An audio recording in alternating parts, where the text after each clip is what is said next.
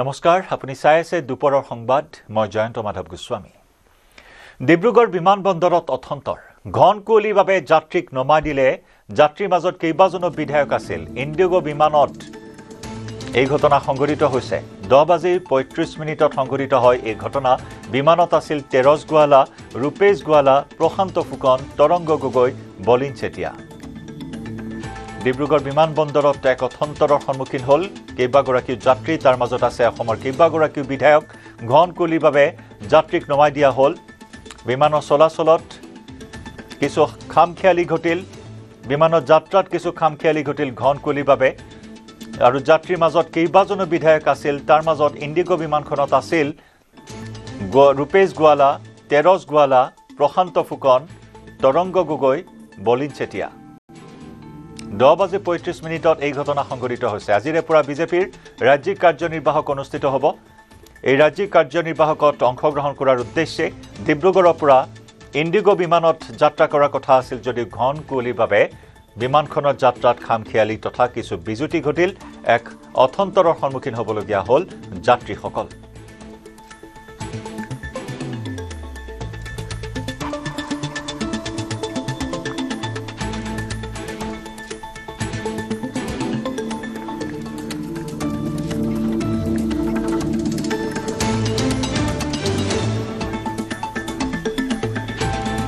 আৰু শেহতীয়া আপডেট আমি জনাব বিচাৰিছো ইতিমধ্যে বিমানখন পুনৰ গুৱাহাটী অভিমুখে যাত্ৰাৰ বাবে সাজু হোৱা বুলি জানিব পৰা হৈছে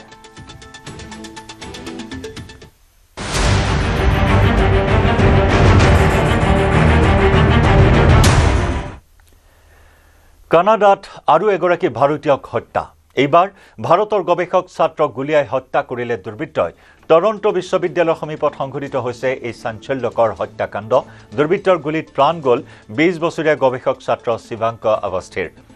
স্কাৰবাৰো কেম্পাছৰ সন্মুখত খোজকাঢ়ি গৈ থকা অৱস্থাত দুৰ্বৃত্তৰ এটা দলে ঘেৰি ধৰি গুলীচালনা কৰে ভাৰতীয় ছাত্ৰজনক দুৰ্বৃত্তৰ গুলীত থিতাতে মৃত্যু হয় গৱেষক ছাত্ৰ শিৱাংক অৱস্থিৰ গুলীচালনা কৰিয়েই ঘটনাস্থলীৰ পৰা পলায়ন কৰে দুৰ্বৃত্তৰ দলটো ঘটনা সন্দৰ্ভত টৰন্টো আৰক্ষীয়ে তদন্ত আৰম্ভ কৰি দুৰ্বৃত্তৰ সন্ধানত অব্যাহত ৰাখিছে অভিযান ইপিনে শিৱাংকৰ মৃত্যুত শোক প্ৰকাশ কৰিছে ভাৰতৰ বৈদেশিক পৰিক্ৰমা মন্ত্ৰণালয়ে টৰন্টোৰ কনচুলেট জেনেৰেলে এক্স হেণ্ডেলত পোষ্ট কৰি মৃত ছাত্ৰজনৰ পৰিয়ালৰ কাষত থিয় দিয়াৰ আশ্বাস দিছে বিগত সপ্তাহত টৰন্টোত হত্যাৰ বলি হৈছিল হিমাংশী খুৰানা নামৰ এগৰাকী যুৱতী কেইবাদিনো ধৰি নিৰুদ্দেশ হৈ থকা যুৱতীগৰাকীৰ মৃতদেহ উদ্ধাৰ হৈছিল ৱেলিংটন ষ্ট্ৰীট ৱেষ্ট অঞ্চলৰ এটা ঘৰত এই ঘটনাত আব্দুল গাফুৰী নামৰ এজন যুৱকৰ বিৰুদ্ধে টৰন্টো আৰক্ষীয়ে জাৰি কৰিছে গ্ৰেপ্তাৰী পৰোৱানা হিমাংশী খুৰানা হত্যাকাণ্ডৰ তদন্ত সম্পূৰ্ণ হোৱাৰ পূৰ্বেই বিশ্ববিদ্যালয়ৰ সন্মুখত আন এজন ভাৰতীয় ছাত্ৰক হত্যা কৰাৰ ঘটনাই উদ্বিগ্ন কৰি তুলিছে কানাডাৰ প্ৰবাসী ভাৰতীয়ক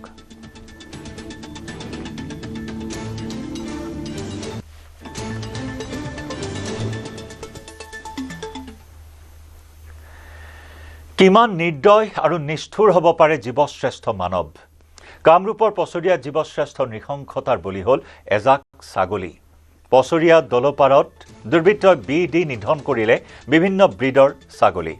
দিবাকৰ কলিতা নামৰ লোকজনৰ মা পদুমী গোট ফাৰ্মত দুৰ্বৃত্তৰ দলে পশু খাদ্যত বিধি সংঘটিত কৰে এই নিৰ্মম কাণ্ড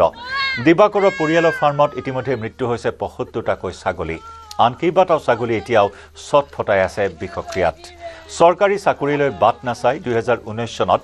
দিবাকৰ কলিতা আৰু তেওঁৰ পত্নী ভনিতা কলিতাই আৰম্ভ কৰিছিল মা পদুমী গোট ফাৰ্ম নামেৰে ছাগলী ফাৰ্মখন কোনো চৰকাৰী সাহায্য অবিহনে অতি কম সময়তে দুই দম্পতীয়ে গঢ়ি তুলিছিল বিপ্লৱ প্ৰতি মাহতে অসমৰ লগতে উত্তৰ পূবৰ বিভিন্ন প্ৰান্তলৈ লাখ লাখ মূল্যৰ ছাগলী ৰপ্তানি হৈছিল দিবাকৰৰ ফাৰ্মৰ পৰাই কষ্টবোৰ ক্ৰমান্বয়ে সাৰ্থক হোৱাত হাঁহি বিৰিঙি উঠিছিল ছাগলী বিপ্লৱেৰে স্বাৱলম্বিতাৰ সপোন দেখা দম্পতীহালৰ মুখত ঘৰত চলি থকা এটা অনুষ্ঠানৰ সুযোগ লৈ কোনো দুৰ্বৃত্তই ফাৰ্মখনৰ ছাগলী খাদ্যত মিহলালে বিষ এনেদৰে এটা এটাকৈ ৭৫টাকৈ ভিন্ন ব্ৰিডৰ ছাগলী পৰিল মৃত্যুমুখত ফলত পৰিয়ালটো ব্যাপক লোকচানৰ সন্মুখীন হৈছে প্ৰায় ২৫ লাখ টকাৰ লোকচানৰ সন্মুখীন হ'বলগীয়া হৈছে পৰিয়ালটো দোপতদোপে বাঢ়ি অহা পৰিয়ালটোৰ সপোনৰ ফাৰ্মখন আজি হৈ পৰিল উদং এই ঘটনাত কোন জড়িত হৈ আছে সেয়া এই পৰ্যন্ত ওলোৱা নাই তাৰ কোনো সম্ভেদ ওলোৱা নাই ভুক্তভোগী পৰিয়ালটোৱে বৰ্তমান কাষ চাপিছে আৰক্ষীৰ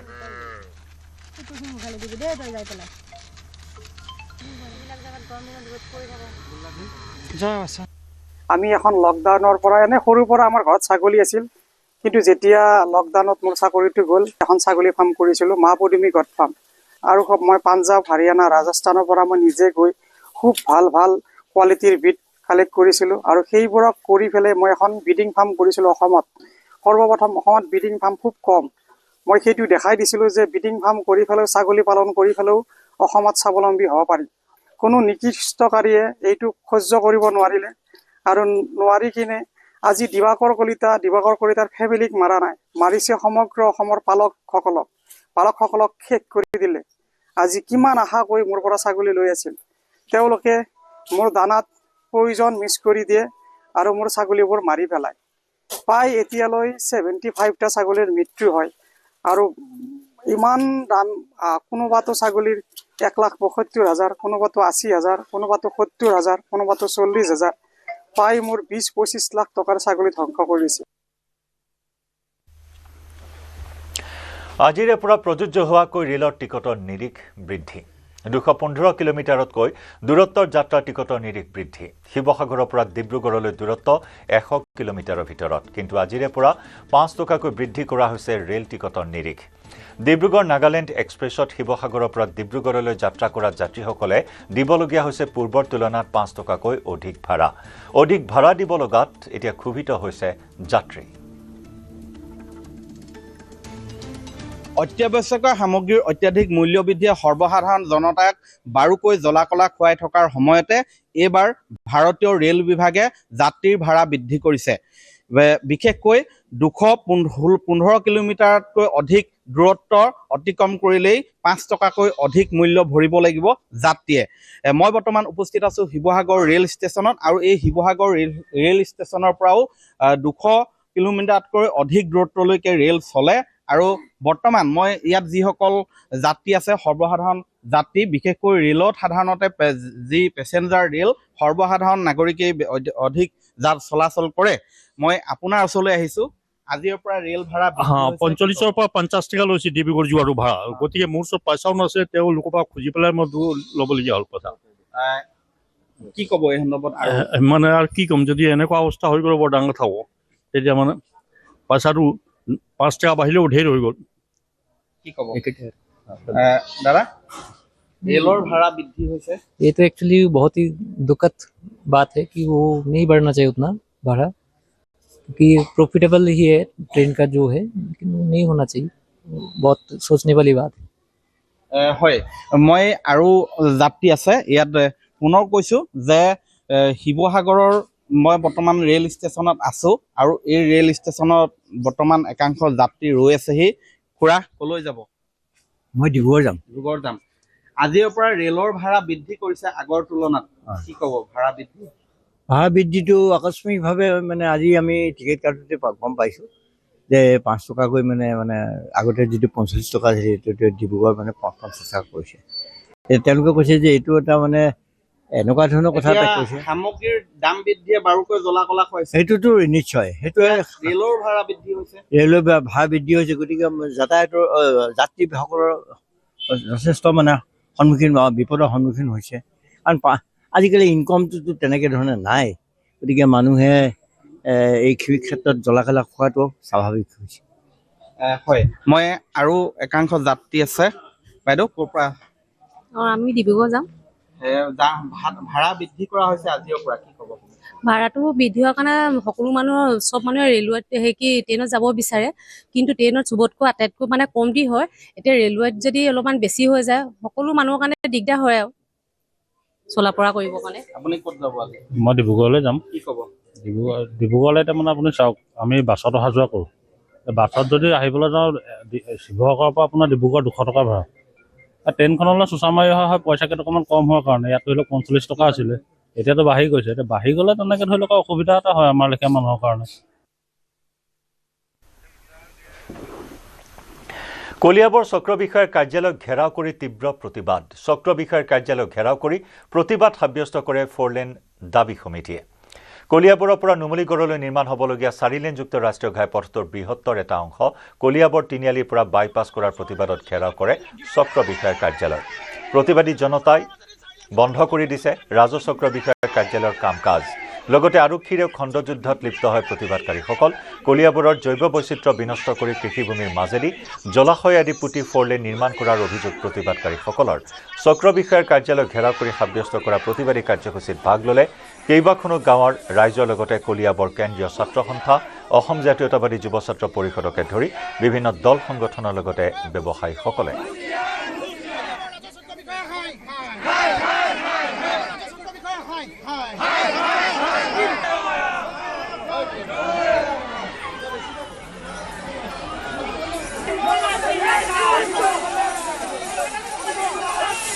কলিয়াবৰ ৰাজহ চক্ৰ বিষয়া কাৰ্যালয় এতিয়া প্ৰতিবাদমুখৰ হৈ পৰিছে এই মুহূৰ্তত দেখুৱাইছে যে কলিয়াবৰ 4 লেন দাবী সমিতিয়ে কলিয়াবৰ ৰাজহ চক্ৰ কাৰ্যালয়ৰ সন্মুখত প্ৰতিবাদী কাৰ্যসূচী লৈছে কিয়নো কলিয়াবৰ তিনিআলিৰ পৰা নুমলীগড়লৈ নিৰ্মাণ হ'বলগীয়া 4 লেনযুক্ত ৰাষ্ট্ৰীয় ঘাইপথ কলিয়াবৰ তিনিআলিৰ পৰা অন্য এক পথৰে লৈ যোৱাৰ চেষ্টা চলাইছে কৰ্তৃপক্ষই আৰু তাৰ বিৰুদ্ধে এনেদৰে প্ৰতিবাদ সাব্যস্ত কৰিছে ইয়াত যিহেতু AJYCPৰ নেতৃত্বত এনেদৰে জখলাবন্ধাৰ শতাধিক লোক ওলাই আহিছে আৰু প্ৰতিবাদ সাব্যস্ত কৰিছে জখলাবন্ধা চহৰৰ মাজেদিয়ে 4 লেনযুক্ত ৰাষ্ট্ৰীয় ঘাইপথ যাব লাগিব নহ'লে প্ৰতিবাদ অব্যাহত থাকিব আৰু তেওঁলোকে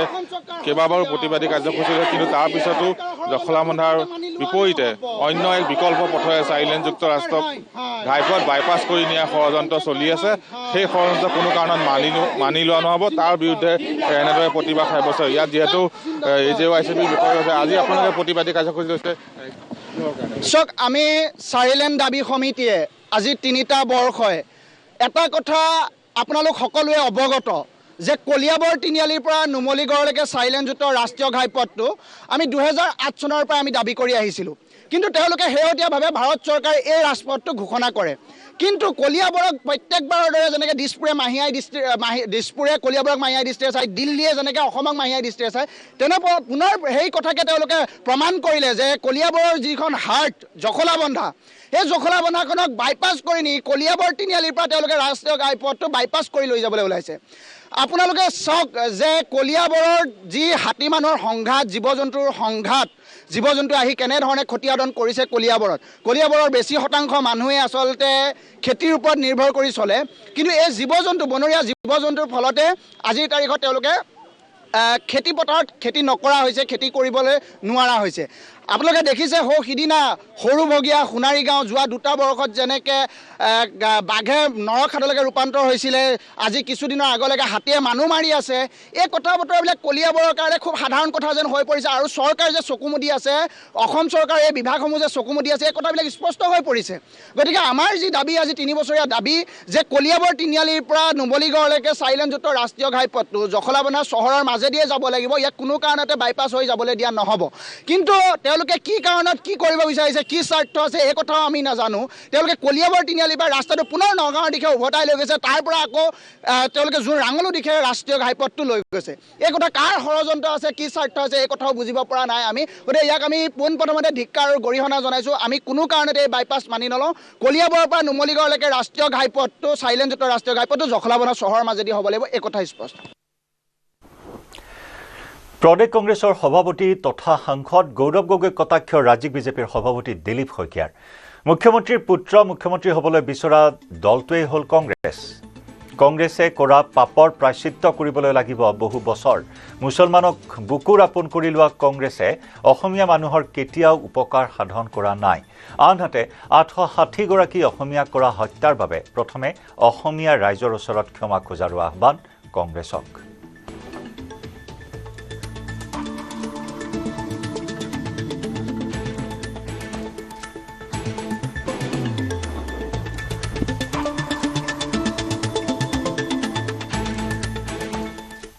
যে ৰাজনীতি কৰিব লাগিলে বোকা পানী গছকিব লাগিব মানুহৰ সুখ দুখৰ সমভাগী হ'ব লাগিব কেৱল ৰাজনৈতিক নেৰেটিভৰ দ্বাৰা শাসনলৈ অহাটো সম্ভৱপৰ নহয়। গতিকে যিমান পাপ কৰিছে কংগ্ৰেছে সেই পাপৰ প্ৰায়শ্চিত্ত নিশ্চয় বহু বছৰ কৰিব লাগিব। আৰু অসমবাসীলৈ মোৰ বিনম্ৰ অনুৰোধ যে কংগ্ৰেছে কৰা পাপৰ প্ৰায়শ্চিত্ত নিশ্চয় মুখ্যমন্ত্ৰীৰ পুত্ৰই হওক বা মুখ্যমন্ত্ৰীৰ পৰিয়ালেই হওক বা যিসকলে এতিয়াও কিবা আশাত কংগ্ৰেছ কৰি আছে তেওঁলোকলৈ আমাৰ এটা আহ্বান থাকিব যে তেওঁলোকে কৰা যি পাপ এই পাপৰ প্ৰায়শ্চিত্ত কৰক। 860গৰাকী তেজাল অসমীয়া যুৱকক যিয়ে হত্যা কৰিছে তাৰ দায়িত্ব লওক। অসমবাসীৰ ওচৰত তেওঁলোকে ক্ষমা খোজক যে আমাৰ ভুল হৈছিল। গতিকে তেওঁলোকৰ অনুশোচনা নাই। তেওঁলোকে অনুশোচনা এইকাৰণে নাই, তেওঁলোকে খিলঞ্জীয়া মানুহৰ জীৱন মৰণৰ লগত তেওঁলোকৰ কোনো সম্পৰ্ক নাই। তেওঁলোকক কেৱল লাগে সন্দেহযুক্ত বাংলাদেশী সেই মিয়াসকলৰ ভোট, সন্দেহযুক্ত সেইসকলৰ ভোট যিসকল অসমৰ মাটি ভেটি অসমৰ কৃষ্টি সংস্কৃতিত আঘাত আনিছে। সেইসকলে আজি তেওঁলোক কংগ্ৰেছ নিচিনা দলৰ বুকুৰ আপোন।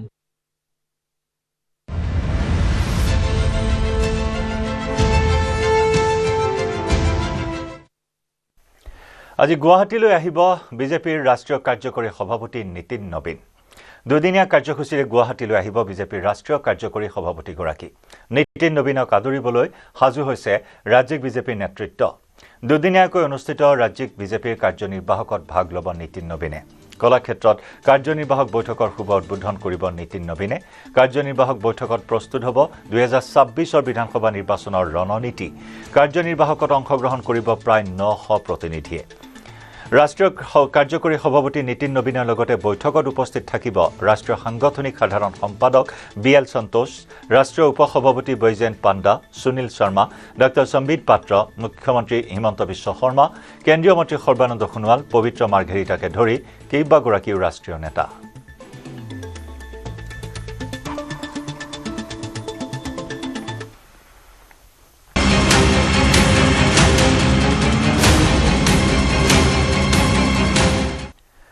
বাংলাদেশত আন এক গণহত্যাৰ ঘটনা।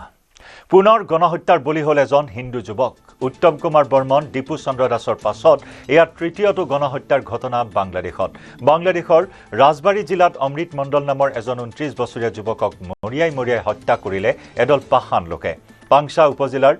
হুছেইনডাংগা বজাৰত সংঘটিত হয় এই ঘটনা। নিশা অমৃত মণ্ডল ওৰফে সম্ৰাট নামৰ যুৱকজনক আক্ৰমণ কৰাৰ কিছু সময়ৰ পাছতে মৃত্যুক সাৱটি লয়। এই ঘটনা নিশ্চিত কৰিছে পাংচা মডেল আৰক্ষী থানাৰ ভাৰপ্ৰাপ্ত বিষয়া শ্বেখ মইনুল ইছলামে। এই আক্ৰমণৰ সৈতে জড়িত লোকসকলক চিনাক্ত কৰাৰ লগতে অধিক তদন্ত আৰম্ভ কৰা হৈছে। এই ঘটনাই অঞ্চলটোত তীব্ৰ উত্তেজনাৰ সৃষ্টি কৰিছে। ইয়াৰ পিছতে অশান্তি ৰোধ কৰিবলৈ অতিৰিক্ত আৰক্ষী জোৱান মোতায়েন কৰা হয় অঞ্চলটোত। বাংলাদেশৰ অন্তৱৰ্তীকালীন চৰকাৰে এই ঘটনাক সাম্প্ৰদায়িক নহয় বুলি স্পষ্ট কৰি দিছে, কিয়নো অমৃত মণ্ডল নামৰ হিন্দু লোকজনৰ বিৰুদ্ধে পূৰ্বৰে পৰাই বহু গোচৰ ৰুজু হৈ আছিল স্থানীয় থানাত। ধন দাবী, অপহৰণ, আক্ৰমণ ইত্যাদি অভিযোগত অভিযুক্ত হৈ থকা অমৃত মণ্ডলে শ্বেখ হাছিনা চৰকাৰৰ দিনত ভাৰতলৈ পলায়ন কৰিছিল। বৃহস্পতিবাৰে নিশা প্ৰায় 11 বজাত ধন দাবী কৰিবলৈ যাওঁতেই স্থানীয় ৰাইজে আটক কৰি অমৃত মণ্ডলক গণপ্ৰহাৰ কৰে। সম্ৰাট বাহিনী নামৰ এটা দল খুলি সম্ৰাটে চলাইছিল এই সন্ত্ৰাস। বহুকেইটা গোচৰত অভিযুক্ত অমৃত মণ্ডলৰ মৃত্যুৰ ঘটনা তদন্ত চলাইছে স্থানীয় আৰক্ষীয়ে। এই ঘটনাত জড়িতক উচিত শাস্তি প্ৰদানৰ আশ্বাস দিছে ইউনুছ চৰকাৰে।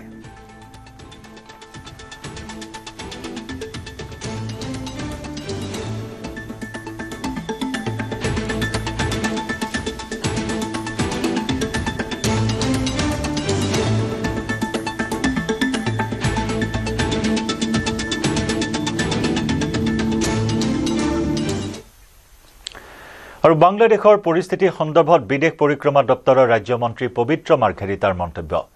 বাংলাদেশৰ অতি আভ্যন্তৰীণ কথাত ভাৰতে মাত নামাতে। বাংলাদেশৰ পৰিস্থিতি সোনকালেই ভাল হ'ব বুলি আশাবাদী বৈদেশিক পৰিক্ৰমা ৰাজ্যমন্ত্ৰীগৰাকী। উল্লেখযোগ্য যে শেহতীয়াকৈ অৰাজক বাংলাদেশত সৃষ্টি হৈছে উত্তপ্ত পৰিস্থিতিৰ। বাংলাদেশৰ মৌলবাদী সংগঠনকে ধৰি বৰ্তমান অন্তৰ্বৰ্তীকালীন চৰকাৰৰ ভাৰত বিৰোধী স্থিতি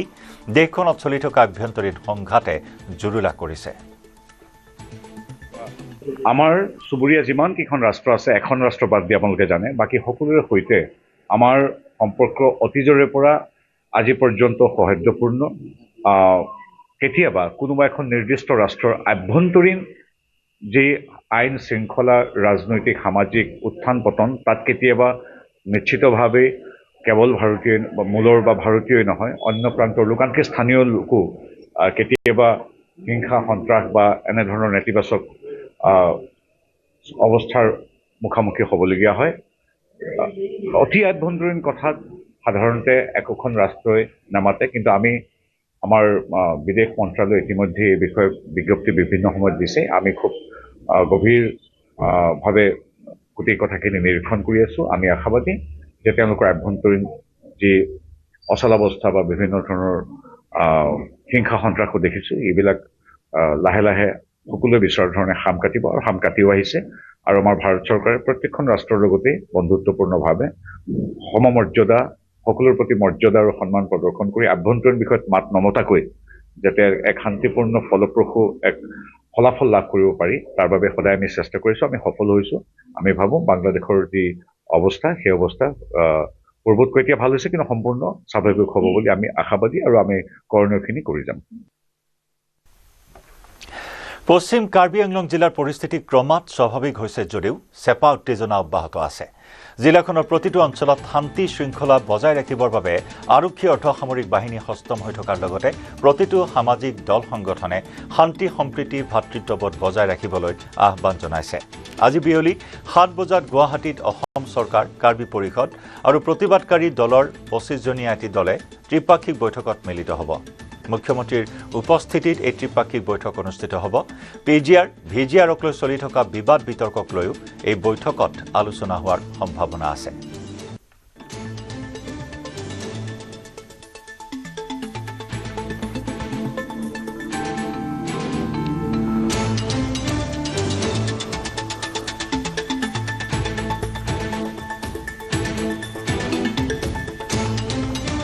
মই আকৌ কৈছোঁ পুনৰবাৰ ৰিট পেটিশ্যন দিছে তিনিটা এটা ৰিট পেটিশ্যনত 22জন পেটিশ্যনাৰ আছে আৰু এটাত 74 পেটিশ্যনাৰ আছে আৰু এটা 200কে বেছি পেটিশ্যনাৰ আছে তাৰমানে টোটেল 339 পেটিশ্যনাৰ আছে এখেতে তাতে ছাবমিট কৰিছে যে এখেতসকলে যোনটো মাটিত বসবাস কৰি আছে সেইটো পিজিআৰ ভিজিআৰ মাটি নহয় বুলি এখেতে ছাবমিট কৰিছে তেতিয়া কোৰ্টে কৈছে যে যেতিয়ালৈকে কাউন্সিলে এই এফিডেভিট ফাইল নকৰে তেতিয়ালৈকে এভিকশ্যন অৰ্ডাৰটো ছাছপেণ্ড হ'ব বুলি কৈছে কিন্তু only in respect of the পেটিশ্যনাৰ তাৰমানে ষ্টে অৰ্ডাৰটো মাত্ৰ এই 339 পেটিশ্যনৰ বাবে মানে এই ষ্টে অৰ্ডাৰটো দিছে আৰু আন যিবিলাক আছে আদাৰ দেন 339 পেটিশ্যনাৰ এই সকলক কোৰ্টে ষ্টে অৰ্ডাৰ দিয়া নাই বুজিবলৈ চেষ্টা কৰক ৰাইজে এইটো কথাটো তাতে টোটেল তাতে মোৰ দেন 10,000 পপুলেশ্যন আছে কোৰ্টে ষ্টে অৰ্ডাৰ দিছে মাত্ৰ 339 পেটিশ্যনাৰ বাবে সেইটো কথা বুজিব লাগিব আমি সেই গতিকে এইটো ছাবজুডিচ বুলি আমি ক'ব নোৱাৰে আৰু কোৰ্টে স্পষ্টভাৱে কৈছে যে এই পিজিআৰ ভিজিআৰ বাবে যিটো Jagpal Singh versus the state of Punjab 2011 কেছত যিটো সুপ্ৰিম কোৰ্ট অৰ্ডাৰ দিছে যে পিজিআৰ ভিজিআৰ মাটিত ইলিগেল এনক্ৰোচমেণ্ট যদি আছে ইমিডিয়েটলি ইভিকশ্যন কৰিব লাগে বুলি যিটো ষ্টেণ্ডিং অৰ্ডাৰ দিছে সেই অৰ্ডাৰটো হাইকোৰ্টে একদম মানে এইটো গ্ৰহণ কৰিছে আৰু কাউন্সিল তৰফৰ পৰা যিটো ইভিকশ্যন অৰ্ডাৰ দিছে 20 ফেব্ৰুৱাৰী যিটো ইভিকশ্যন অৰ্ডাৰ দিছে সেইটোত কোৰ্টে একো ইণ্টাৰভিন কৰা নাই মাত্ৰ কোৰ্টত লাগে যে এই পিজিআৰ ভিজিআৰ মাটি হয়নে নহয় মাত্ৰ এফিডেভিট ফাইল কৰিব লাগে আৰু কাৰ্বি আংলঙৰ পৰিস্থিতি সন্দৰ্ভত প্ৰতিক্ৰিয়া পবিত্ৰ মাৰ্ঘেৰিটাৰ পৰিস্থিতি স্বাভাৱিক হৈছে কাৰ্বি আংলঙৰ পৰিস্থিতিক লৈ সতৰ্ক হৈ আছে প্ৰশাসন পৰিস্থিতি নিয়ন্ত্ৰণৰ বাবে নিৰন্তৰ প্ৰচেষ্টা চলাই থকা হৈছে শীঘ্ৰেই সংঘাতৰ অৱসান ঘটিব বুলি আশাবাদী কেন্দ্ৰীয় মন্ত্ৰী পবিত্ৰ মাৰ্ঘেৰিটা কাৰ্বি আংলঙৰ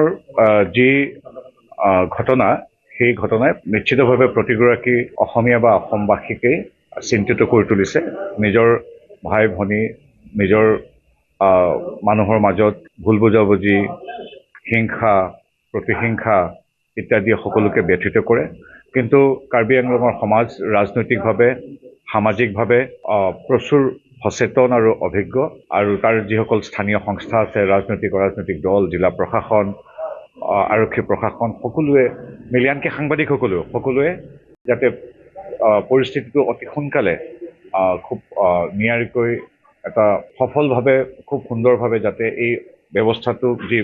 অচলাৱস্থা বা যি পৰিস্থিতি চলি আছে সি যাতে পুনৰ স্বাভাৱিক হয় তাৰ বাবে চেষ্টা চলাই আছে। আমি সেইটো আশা কৰিছোঁ যে ন্যায়পালিকা, চৰকাৰ সকলোৰ যি নিৰ্দেশনা আছে সেই সংশ্লিষ্ট সকলোজনে এই কথাখিনি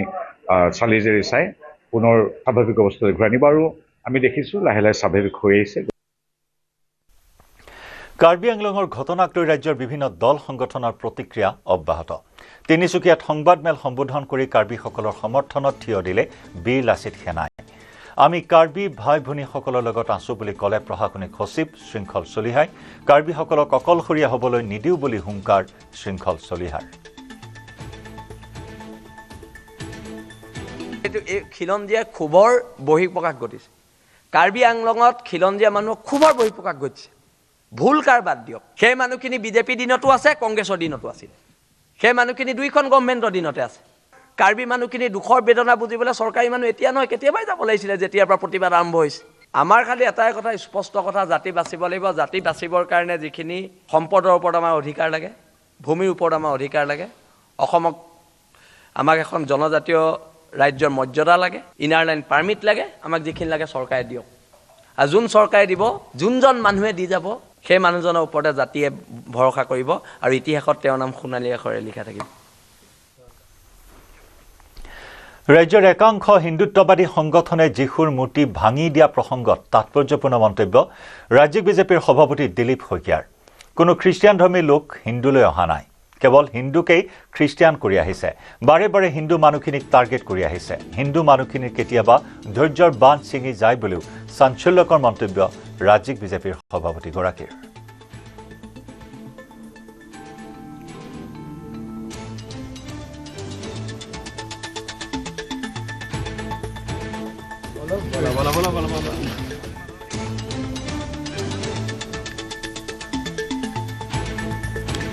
ৰাজ্যৰ একাংশ হিন্দুত্ববাদী সংগঠনে যীশুৰ মূৰ্তি ভাঙি দিয়া প্ৰসংগত এই প্ৰতিক্ৰিয়া প্ৰকাশ কৰে। তাৎপৰ্যপূৰ্ণ মন্তব্য কৰে ৰাজ্যিক বিজেপিৰ সভাপতি দিলীপ শইকীয়াই।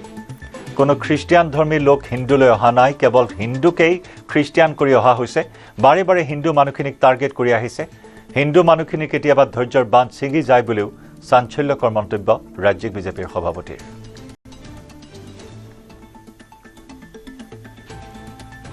সনাতনী সভ্যতাত বিশ্বাসী লোকৰ সংখ্যা ক'ৰবাত কমিছে নেকি? যদি তেওঁলোকৰ নকমে আমাৰ কেনেকৈ কমিব পাৰে? তেওঁলোকৰ মানুহ কোনোবা হিন্দু সংস্কৃতিত দীক্ষা লৈছে নেকি? হিন্দুলৈ তেওঁলোক প্ৰত্যাৱৰ্তন হৈছে নেকি? কোনোবা খ্ৰীষ্টিয়ান মানুহ হিন্দুলৈকে আহিছে নেকি? কেৱল হিন্দুৱে খ্ৰীষ্টান হ'ব লাগে, কেৱল হিন্দুকে টাৰ্গেট কৰিব, এইটো উচিত কথা নহয়। এই কথাটো বন্ধ হ'ব লাগে। এইবিলাক দেখি দেখি মানুহৰ ধৈৰ্যৰ কেতিয়াবা বান্ধ ছিঙি যায়, কিন্তু সকলো আইনৰ আওতাত থাকি কৰিব লাগিব। নাইজেৰিয়াৰ ISISৰ ঘাটিত আক্ৰমণ আমেৰিকাৰ। খ্ৰীষ্টিয়ানৰ ওপৰত চলা নৃশংস আক্ৰমণৰ পাছতে মাৰ্কিন ৰাষ্ট্ৰপতি ডোনাল্ড ট্ৰাম্পে ISISৰ ঘাটিত আক্ৰমণৰ নিৰ্দেশ দিয়ে। বৃহস্পতিবাৰে নিশা নাইজেৰিয়াত থকা ISISৰ ঘাটিত আক্ৰমণৰ ভয়ংকৰ দৃশ্য দেখিবলৈ পোৱা হ'ল। আমেৰিকাৰ সেনাৰ এক বৃহৎ এয়াৰ ষ্ট্ৰাইক। উল্লেখযোগ্য যে ISIS সন্ত্ৰাসবাদীয়ে পশ্চিম আফ্ৰিকাত নিৰীহ খ্ৰীষ্টিয়ান লোকক লক্ষ্য কৰি আক্ৰমণ চলাইছিল, য'ত নিহত হৈছিল বহু খ্ৰীষ্টিয়ান লোক। ইতিমধ্যে আমেৰিকাৰ বায়ুসেনাই ভয়ংকৰ আক্ৰমণ চলাইছে ISISৰ ঘাটিত। উত্তৰ পশ্চিম নাইজেৰিয়াত থকা ISISৰ ঘাটিত বিমান আৰু মিছাইল আক্ৰমণ চলাইছে মাৰ্কিন সেনাই। আমেৰিকাৰ আক্ৰমণত কেইবাজনো ISISৰ সন্ত্ৰাসবাদী নিহত হোৱাৰ দাবী কৰিছে মাৰ্কিন সেনাই। উত্তৰ পশ্চিম নাইজেৰিয়াত ISISৰ বৃহৎ ঘাটি আছে, য'ৰ পৰা ISISে বিশ্বৰ বিভিন্ন প্ৰান্তত সংঘটিত কৰি আহিছে আক্ৰমণ। খ্ৰীষ্টিয়ান লোকক আক্ৰমণ কৰাৰ ফল ভোগ কৰিব লাগিব বুলি কয় ডোনাল্ড ট্ৰাম্পে। আমেৰিকাৰ সেনা আৰু নাইজেৰিয়াৰ চৰকাৰৰ সহযোগত চলোৱা হৈছিল এই আক্ৰমণ। মাৰ্কিন সেনাক এই অভিযানত সহায় কৰিছিল আফ্ৰিকান কমাণ্ডে। নাইজেৰিয়াৰ শক্ত ৰাজ্যত থকা ISISৰ ঘাটিত নিশাৰ ভাগত চলোৱা আক্ৰমণত নিহত হোৱা সন্ত্ৰাসবাদীৰ সংখ্যা অৱশ্যে এতিয়াও প্ৰকাশ কৰা নাই আমেৰিকা আৰু নাইজেৰিয়াই। ইফালে ISISৰ ঘাটিত আক্ৰমণ চলোৱাত সহায় কৰাৰ বাবে নাইজেৰিয়া চৰকাৰক ধন্যবাদ জনাই একযোগে কৃতজ্ঞতা জনালে আমেৰিকাৰ প্ৰতিৰক্ষা সচিব পিট হেগছেথে।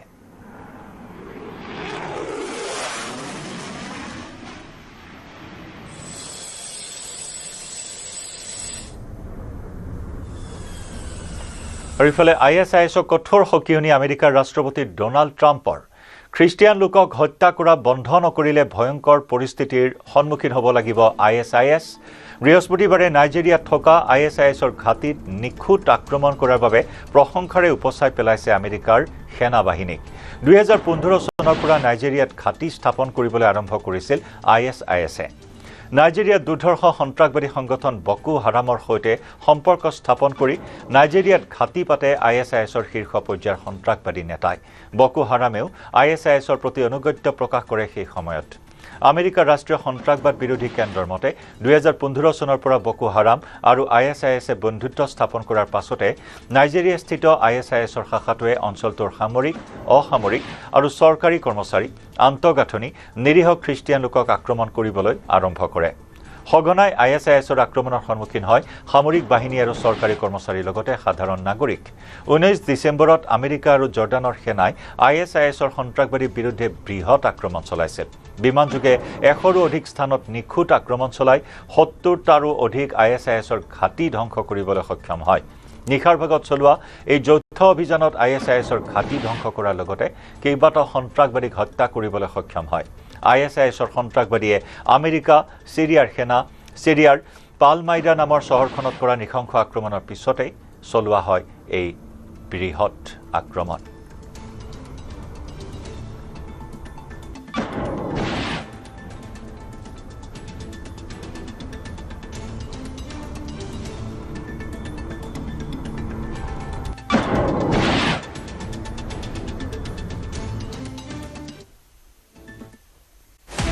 শিৱসাগৰত অবৈধ গো সৰবৰাহ কৰা বাহন জব্দ। দুখন মিনি ট্ৰাকৰ পৰা জব্দ 40টা গৰু। বৰডুমচাৰ পৰা ৰূপহীলৈ অবৈধভাৱে সৰবৰাহ কৰিছিল গৰুকেইটা। জেঙনিকটীয়াৰ 37 নম্বৰ ৰাষ্ট্ৰীয় ঘাইপথত আৰক্ষীয়ে চলাইছিল অভিযান। অবৈধ গৰু সৰবৰাহৰ অভিযানত 5 জনক আটক কৰা হৈছে। ধৃত আব্দুল বিলাল, আজিজুল হক, আবিদ আলী, জামিৰ উদ্দিন আৰু ইমৰানজুল হকক বৰ্তমান জেৰা চলাইছে আৰক্ষীয়ে।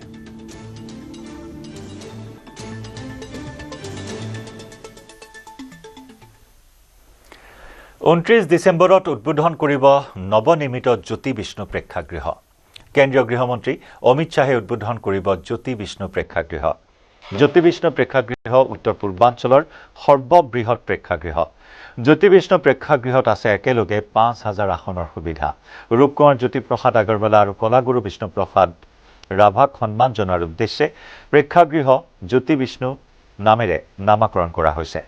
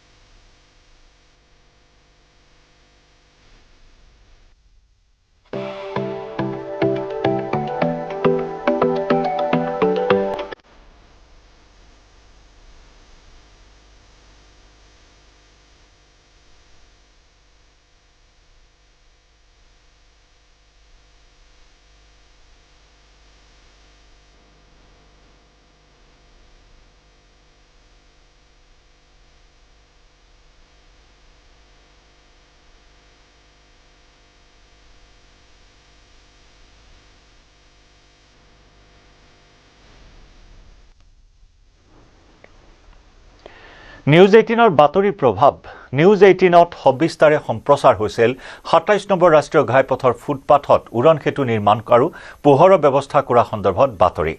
বাতৰিৰ পাছতে মুখ্যমন্ত্ৰী ডক্টৰ হিমন্ত বিশ্ব শৰ্মাই জাৰি কৰে নিৰ্দেশনা জালুকবাৰীৰ পৰা খানাপাৰালৈ পথৰ দুই কাষে পোহৰৰ ব্যৱস্থা কৰা হৈছে ৰাষ্ট্ৰীয় ঘাইপথটোৰ 5টাকৈ স্থানত ফুট ব্ৰিজ নিৰ্মাণৰ কাম আৰম্ভ কৰা হৈছে তেতেলিয়া এক্সেল কেয়াৰ হাস্পতাল গড়চুক সৰু খজাই আৰু ৰাজ্যিক বিজেপি কাৰ্যালয়ৰ সন্মুখত হ'ব ফুটপাথ সেতু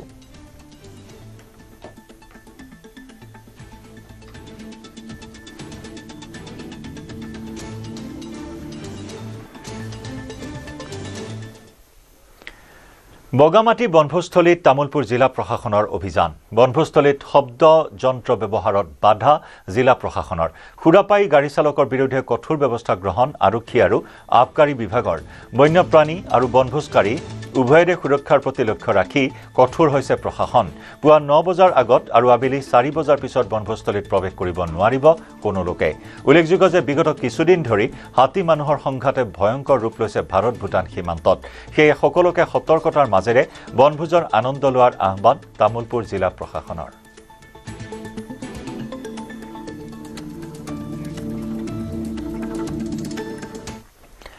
বছৰৰ শেষ মানে বনভোজৰ বতৰ ৰাজ্যৰ বনভোজস্থলীসমূহ এতিয়া ভৰি পৰিছে বনভোজকাৰীৰ দলেৰে কোনোৱে বন্ধু বান্ধৱৰ লগত কোনোৱে পৰিয়ালৰ লগত আন কোনোৱে বিদ্যালয় মহাবিদ্যালয়ৰ ছাত্ৰ-ছাত্ৰীৰ লগত বছৰৰ শেষত বনভোজস্থলীলৈ গৈছে লগে ভাগে এসাঁজ খোৱাৰ মানসেৰে ৰাজ্যৰ অন্য প্ৰান্তৰ বনভোজস্থলীসমূহৰ নিচিনাকৈ উত্তৰ পূবৰ খাজুৰাহো খ্যাত মদন কামদেৱ দেৱালয়ৰ বাকৰি এতিয়া ভৰি পৰিছে বনভোজৰ দলেৰে বিভিন্ন ব্যঞ্জনেৰে খাদ্য সম্ভাৰ বনাই নাচি বাগি এসাঁজ খালে মদন কামদেৱ দেৱালয়ৰ বাকৰিৰ বনভোজস্থলীত লগতে মদন কামদেৱ দেৱালয়ত থকা প্ৰত্নতত্ত্ব যুগৰ শৈল ভাস্কৰ্যসমূহ প্ৰত্যক্ষ কৰিলে বনভোজ খাবলৈ অহা লোকসকলে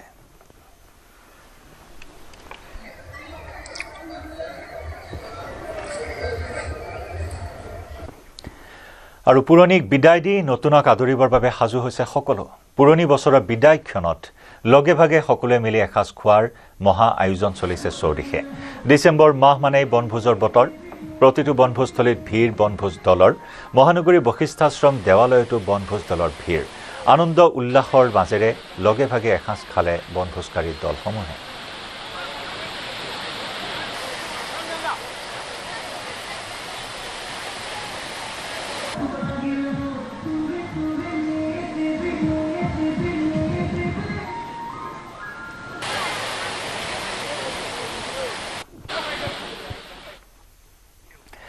জেপিচিৰ চোতালত প্ৰথমবাৰৰ বাবে মহিলা সাংবাদিক সন্মিলন 2025 গুৱাহাটী প্ৰেছ ক্লাবৰ উদ্যোগত এই লেটছ টক অনুষ্ঠান বিভিন্ন বিষয়ক লৈ আলোচনাৰ এখন মহিলাৰ উমৈহতীয়া মঞ্চ আজি দিনজোৰা কাৰ্যসূচীৰে আয়োজন কৰা হৈছে এই বিশেষ অনুষ্ঠানৰ কৰ্মক্ষেত্ৰত সুৰক্ষা কেৰিয়াৰৰ সম্ভাৱনীয়তা অভিজ্ঞতা সন্দৰ্ভত আলোচনা কেইবাটাও সত্ৰত অংশ ল'ব কেইবাগৰাকীও জ্যেষ্ঠ সাংবাদিকে মুখ্য অতিথি প্ৰেছ ক্লাব অৱ ইণ্ডিয়াৰ সভাপতি সংগীতা বৰুৱা পিছাৰ্টি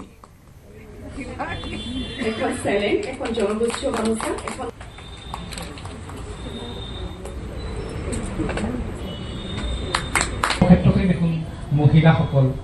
সদায় ক'ৰবাত নহয় ক'ৰবাত বৈষম্যতাৰ বলি হৈ আহিছে আপোনালোকে পাতক এই কথাখিনি আপোনালোকে আমি এই অনুষ্ঠানটো আয়োজন কৰিছে গ্ৰীণ টাইমৰ পৰিচালন সঞ্চালিকা আমাৰতো ৰঙিয়াৰ বালা বনগাঁৱত জব্দ 1 নম্বৰৰ দুখনকৈ বাহন ৰঙিয়া থানাৰ ভাৰপ্ৰাপ্ত আৰক্ষী বিষয়াৰ নেতৃত্বত যোৱা এটা দলে জব্দ কৰে 1 নম্বৰৰ বলেৰো পিকআপ বাহন দুখন কংগ্ৰেছ নেত্ৰী শামসুৱাৰা বেগমৰ ঘৰৰ চৌহদৰ পৰা আৰক্ষীয়ে জব্দ কৰে 1 নম্বৰৰ বাহন দুখন জব্দ কৰা বাহন দুখনৰ নম্বৰ হৈছে AS01 PC0855 মুজাদ্দিদি আলফ সানিৰ নামত পঞ্জীয়ন আছে এই গাড়ী দুখন বা এই নম্বৰটো দীৰ্ঘদিনৰ পৰা কৰ ফাঁকি দি বাহন দুখন চলাই অহাৰ সন্দেহ একাংশ ৰাইজৰ আন একাংশই সন্দেহ কৰিছে বাহন দুখন অপৰাধমূলক কাৰ্যত ব্যৱহাৰ কৰাৰ কথাও আৰক্ষী তদন্তৰ অন্তত পোহৰলৈ আহিব প্ৰকৃত ৰহস্য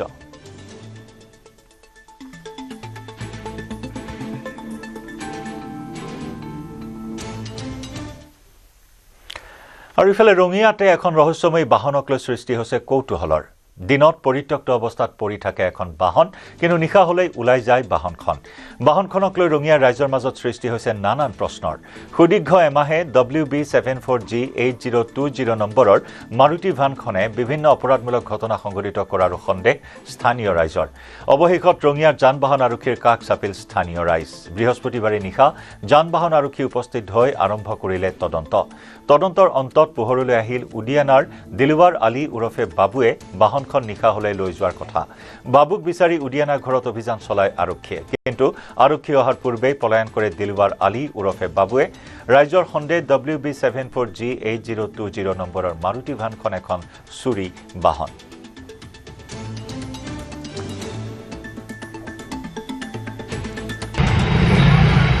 আজি এসপ্তাহ বুলি কৈছে কিবা ঘটনা কৰিব পাৰে নেকি? কিবা মেৰিং কৰা যাব, নি পেলাই চোৱা যাব, চোৱাৰ পাছত গৰাকী পাইছে নে গাড়ী? নাই নাই নাই। কিমান দিন ধৰি গাড়ীখন আছিল? 2 মাহ মানুহ এনেকুৱাকে পৰিছিলে? এনেকৈ মাজে মাজে চলাব দিয়ে নিজে। কোনে চলাব নিছে? যোনে আনিছে। কোন হয়? বাবু বুলি কয়, ঘৰত আমি চলোৱা দেখা পাওঁ আৰু কেতিয়াবা কেতিয়াবা। কি গাড়ী আছিলে? ৱেষ্ট বেংগল ৱেষ্ট বেংগল। কিহৰ কাৰণে কিমান দিন ধৰি আছিল বুলি খবৰ পাইছে ইয়াতে? আজি এসপ্তাহ বুলি কৈছে কিবা ঘটনা কৰিব পাৰে নেকি? কিবা মেৰিং কৰা যাব, নি পেলাই চোৱা যাব, চোৱাৰ পাছত গৰাকী পাইছে নে গাড়ী? নাই নাই নাই। জাগিৰোডত অন্ত পৰিল 3দিনীয়াকৈ অনুষ্ঠিত হোৱা সাংসদ খেল মহোৎসৱৰ। মন্ত্ৰী পীযুষ হাজৰিকাই খেলিলে ক্ৰিকেট, গীত গালে ভৃগু কাশ্যপে। সাংসদ খেল মহোৎসৱ উপলক্ষে অনুষ্ঠিত হয় দিবানৈশ ক্ৰিকেট, কাবাডী আৰু খো-খো খেলৰ প্ৰতিযোগিতা। জাগিৰোডস্থিত সদৌ নখোলা ক্ৰীড়া সন্থাৰ খেলপথাৰত অনুষ্ঠিত হয় এই প্ৰতিযোগিতা। 32টাকৈ ক্ৰিকেট দলে অংশগ্ৰহণ কৰে দিবানৈশ ক্ৰিকেট প্ৰতিযোগিতাত। এই যে ঠাণ্ডাৰ একাদশ আৰু উলুবাৰী ক্ৰিকেট একাদশৰ মাজত অনুষ্ঠিত হয় চূড়ান্ত খেলখন। খেলখন উদ্বোধন কৰে জাগিৰোড সমষ্টিৰ বিধায়ক তথা মন্ত্ৰী পীযুষ হাজৰিকাই। দুয়োটা দলকে ৰাজ্যসভাৰ সাংসদ ৰামেশ্বৰ তেলীয়ে প্ৰদান কৰে চেক আৰু ট্ৰফি। সাংসদ খেল মহোৎসৱত আমাৰ জাগিৰোড সমষ্টিত ডে নাইট খেলৰ আয়োজন হৈছিল ক্ৰিকেট, আৰু ইয়াত প্ৰায় 32টা দলে অংশগ্ৰহণ কৰিছিল আৰু খুব সুন্দৰ খেল হৈছিল। ফাইনেলত মই নিজে উপস্থিত আছিলোঁ আৰু ফাইনেল খেলৰ উদ্বোধন কৰিছিল আমাৰ জাগিৰোডৰ বিধায়ক, অসম চৰকাৰৰ কেবিনেট মন্ত্ৰী পীযুষ হাজৰিকাই। আৰু যথেষ্ট দৰ্শকৰ উপস্থিতিত এই খেলৰ ফাইনেল হৈছিল আৰু যিটো দলে জিকিছে তেওঁলোক 9 উইকেটত ইতিমধ্যে এই খেলটো জয়ী হৈছে আৰু নিশ্চয় যিজন বেষ্ট প্লেয়াৰ তেওঁক এটা বাইক দিয়া হৈছে। নতুন বছৰত মুক্তি লাভ কৰিব নতুন অসমীয়া ছবি যৌৱনে আমনি কৰে 2। নলবাৰীৰ বেলালুনা ছবিগৃহত প্ৰচাৰৰ বাবে উপস্থিত হয় টীম যৌৱনে আমনি কৰে। অভিনেত্ৰী বৰষা ৰাণী বিষয়াৰ লগতে ছবিখনত অভিনয় কৰা শিল্পীসকল উপস্থিত থাকে এই অনুষ্ঠানত। অহা 2 জানুৱাৰীত মুক্তি লাভ কৰিব ছবিখনে। আনহাতে অভিনেত্ৰী বৰষা ৰাণী বিষয়াই প্ৰাণৰ শিল্পী জুবিন গাৰ্গকো স্মৰণ কৰে। জানুৱাৰী 2 তাৰিখে 2026 ছবিগৃহলৈ আহি আছে সমগ্ৰ অসমতে যৌৱনে আমনি কৰে দ্বিতীয়। আজি আমি আহি উপস্থিত হৈছোহি নলবাৰী বেলালুনা চিত্ৰগৃহত আমাৰ ছবিৰ প্ৰচাৰৰ বাবে, আৰু লগতে লৈ আহিছোঁ আমাৰ যিসকল নৱ প্ৰতিভা আছে, নতুন প্ৰতিভা আছে আমাৰ ছবিত, তেওঁলোকে আত্মপ্ৰকাশ কৰিছে। তেওঁলোক আছে মোৰ লগত। আমি আশাবাদী যে ছবিখন ৰাইজে ভাল পাব, আৰু সেইকাৰণে অনুৰোধ জনাইছোঁ অসমবাসীক যে আহক 2 জানুৱাৰী 2026 উপভোগ কৰিবলৈ যৌৱনে আমনি কৰে 2। নলবাৰী সেণ্ট মেৰিজ ইংৰাজী স্কুল লণ্ডভণ্ড কৰা 4 অভিযুক্তক গ্ৰেপ্তাৰ। আৰক্ষীয়ে গোচৰ ৰুজু কৰি গ্ৰেপ্তাৰ কৰিছে ভাস্কৰ ডেকা, মানস পাটগিৰি, বিজু দত্ত, নয়নমণি তালুকদাৰক। বেলচৰ থানাত 4 অভিযুক্তৰ বিৰুদ্ধে ৰুজু হৈছিল গোচৰ বিদ্যালয়খনত অনাধিকাৰ প্ৰৱেশ কৰি চলাইছিল উদ্ভণ্ডালি ধৃত যুৱককেইজন বিশ্ব হিন্দু পৰিষদ আৰু বজৰং দলৰ সদস্য ঘটনা সন্দৰ্ভত বিদ্যালয়খনত উপস্থিত হৈ আৰক্ষীয়ে চলাইছে অনুসন্ধান তদন্ত উল্লেখযোগ্য যে বুধবাৰে নলবাৰীৰ বিভিন্ন দোকান শ্বপিং মলত প্ৰৱেশ কৰি বৰদিনৰ বাবে ক্ৰয় কৰা সামগ্ৰী উলিয়াই জ্বলাই দিছিল এই দলটোৱে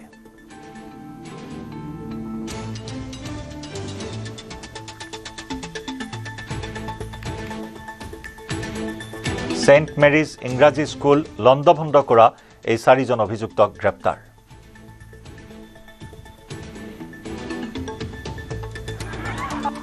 तो 15-20 लोग इधर घुस के हमारा गेट बंद था तो फिर वो खोल के अंदर आया इन लोग इधर ही आके ये सब कुछ इधर क्या डेकोरेशन हुआ था क्रिब बनाया था वो सब कुछ तोड़ के जला दिया वो अच्छा नहीं लगता है हमारा स्टूडेंट्स और सभी पेरेंट्स इनको भी बहुत बुरा लग गया ये ऐसे हुआ एफआईआर दिया है নলবাৰীৰ পৰা আমাৰ হতিত সাংবাদিক কৈলাশ ডেকাৰ সৈতে সংযুক্ত হৈছো কৈলাশ বজৰং দল আৰু বিশ্ব হিন্দু পৰিষদৰ সদস্য বুলি জানিব পৰা হৈছে এই দলটোক আৰু কোনো আছে নেকি জড়িত এই 4 জনৰ উপৰিও নিশ্চিতভাৱে জয়ন্ত চক 24 ডিচেম্বৰৰ দিনা বৰদিনৰ প্ৰাকখনত আচলতে নলবাৰী চহৰৰ কেইবাখনো আচলতে ব্যৱসায়িক প্ৰতিষ্ঠানত যিসমূহ বৰদিনৰ বাবে সামগ্ৰী আনিছিল সেইসমূহ সামগ্ৰী বজৰং দল বিশ্ব হিন্দু পৰিষদৰ আচলতে নেতা কৰ্মীসকলে অভিযান চলাই জুইত জ্বলাই দিছিল আৰু তাৰ পৰৱৰ্তী সময়ছোৱাতে নলবাৰী যি পানীগাঁওস্থিত সেন্ট মেৰিজ স্কুল আছিল সেন্ট মেৰিজ স্কুলতো আচলতে প্ৰৱেশ কৰিছিল আৰু সেন্ট মেৰিজ স্কুলত যি বৰদিনৰ বাবে পূৰ্ণ প্ৰস্তুতি চলাইছিল আৰু তাৰ যিসমূহ সামগ্ৰীসমূহ বজৰং দলৰ সদস্যসকলে আচলতে জ্বলাই দিছিল যি মূৰ্তি আছিল যিখুৰ মূৰ্তি পৰ্যন্ত আচলতে তেওঁলোকে জুইত জ্বলাই দিছিল আৰু পৰৱৰ্তী সময়ছোৱাত বিদ্যালয়ৰ কৰ্তৃপক্ষই বেলখৰ থানাত অভিযোগ দিছিল আৰু এফআইআৰৰ ভিত্তিতে আচলতে নলবাৰী আৰু বেলখৰ আৰক্ষীয়ে কালি আচলতে 4 গৰাকীকৈ বজৰং দলৰ সদস্যক গ্ৰেপ্তাৰ কৰিছিল আৰু বৰ্তমানে আচলতে যি কেইগৰাকী গ্ৰেপ্তাৰ হোৱা সদস্য আটাইকেইগৰাকীকে আচলতে বৰ্তমান সময়ছোৱাত আদালতত হাজিৰ কৰোৱা হৈছে জয়ন্ত আৰু এই যি আচলতে বজৰং দলৰ সেই দলটোৰ লগতে সেই 4 গৰাকীৰ লগতে আচলতে কেইবাগৰাকীও সদস্য আছিল কিন্তু বৰ্তমানলৈকে 4 গৰাকী যে তেওঁলোকৰ নেতা আচলতে 4 গৰাকীকৈ নেতা ভাস্কৰ ডেকা বিজু দত্ত নয়নমণি তালুকদাৰকে ধৰি মানস পাটগিৰি এই 4 গৰাকীক বৰ্তমান গ্ৰেপ্তাৰ কৰা হৈছে আৰু তেওঁলোকক নিশ্চিতভাৱে সোধপোছৰ অন্তত আৰু যেহেতু কেইবাগৰাকীও তাতে দলটোৰ আচলতে নেতা কৰ্মী উপস্থিত আছে তেওঁলোককো হয়তো আটক বা গ্ৰেপ্তাৰ কৰা হ'ব পাৰে জয়ন্ত ধন্যবাদ কৈলাশ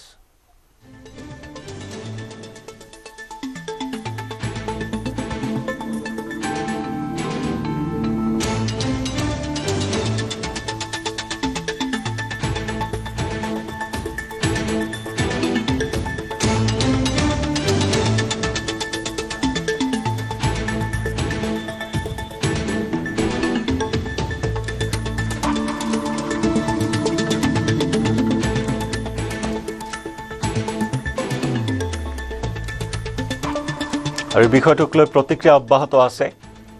মন্ত্ৰী জয়ন্ত মল্ল বৰুৱাই প্ৰতিক্ৰিয়া প্ৰকাশ কৰিছে এই প্ৰসংগত ইতিমধ্যে ৰাজ্যিক বিজেপিৰ সভাপতি দিলীপ শইকীয়াই প্ৰতিক্ৰিয়া প্ৰকাশ কৰিছিল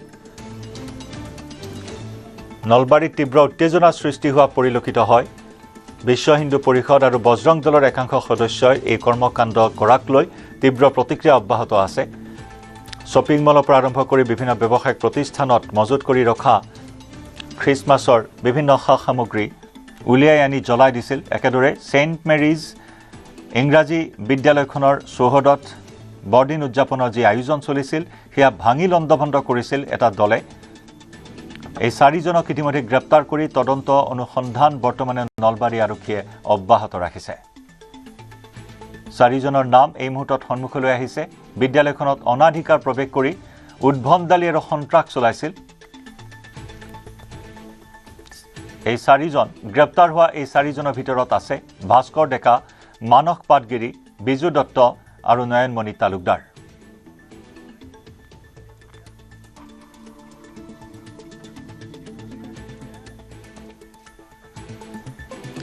আৰু নলবাৰীত সংঘটিত হোৱা এই ঘটনাক লৈ তীব্ৰ প্ৰতিক্ৰিয়াৰ সৃষ্টি হৈছিল সামাজিক মাধ্যমতো এপিচিচিৰ সভাপতি তথা সাংসদ গৌৰৱ গগৈয়ে তীব্ৰ প্ৰতিক্ৰিয়া প্ৰকাশ কৰি সোশ্যাল মিডিয়াত পোষ্ট কৰিছিল আৰু সেই পোষ্টৰ প্ৰত্যুত্তৰ দিছে মন্ত্ৰী জয়ন্ত মল্ল বৰুৱাই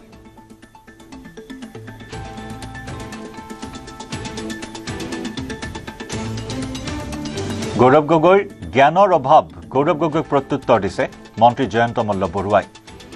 মন্ত্ৰী জয়ন্ত মল্ল বৰুৱাৰ তীব্ৰ সমালোচনা গৌৰৱ গগৈক বৰদিনৰ সামগ্ৰী লণ্ডভণ্ড কৰিছিল একাংশ যুৱকে এই ঘটনা টিহুৰ এখন বিদ্যালয়ত সংঘটিত হৈছিল গৌৰৱ গগৈয়ে নলবাৰী ধোৱা বুলি কৰিছিল টুইট গৌৰৱৰ ভৌগোলিক জ্ঞান নাই বুলি কটাক্ষ মন্ত্ৰী জয়ন্ত মল্ল বৰুৱাৰ অসমক দায়িত্বশীল জনপ্ৰতিনিধিৰ প্ৰয়োজন বুলি কটাক্ষ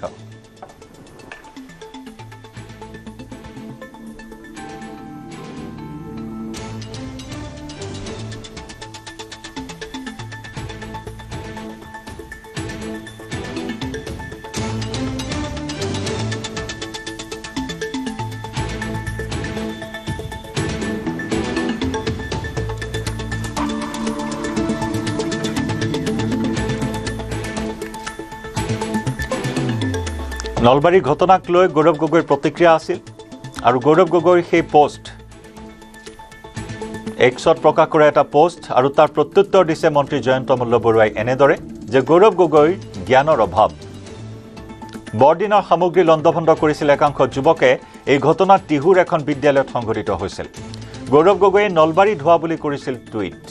গৌৰৱৰ ভৌগোলিক জ্ঞান নাই এনেদৰে জয়ন্ত মল্ল বৰুৱাই উভতি ধৰিলে গৌৰৱ গগৈক অসমক দায়িত্বশীল জনপ্ৰতিনিধিৰ প্ৰয়োজন বুলিও কটাক্ষ কৰিলে মন্ত্ৰীগৰাকীয়ে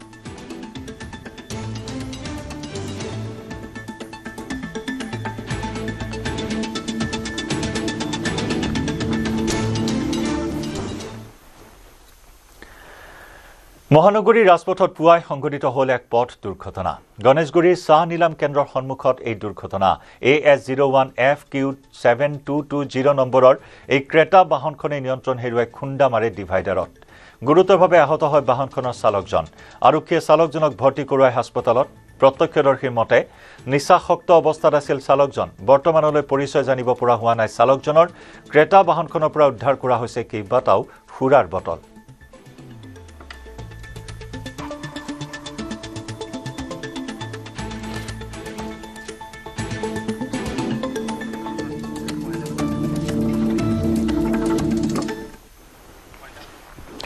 ইয়াৰ সৈতে সময় হ'ল দুপৰ সংবাদৰ পৰা বিদায় লোৱাৰ